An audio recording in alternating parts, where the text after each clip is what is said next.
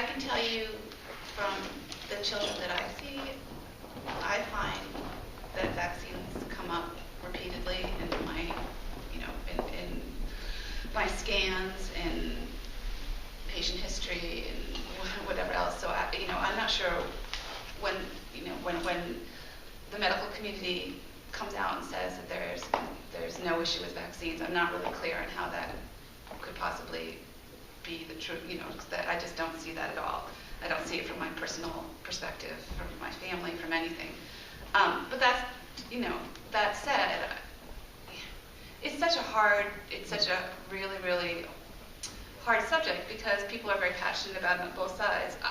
My perspective and what I tell my clients is, I think you have to weigh the risk-benefit for each child individually.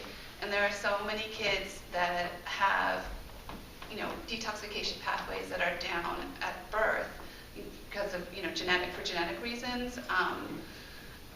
That you have to be very individual with your choices. And I think that in this day and age, the amount the amount of inoculation that a child gets is really more about profiteering for the drug companies than it is about our children's health.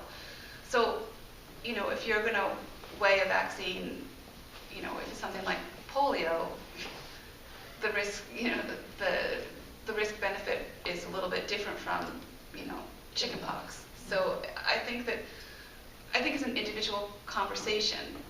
But that said, I do believe that any child or any adult who has an immune dysregulation should think twice before being vaccinated, because it's one more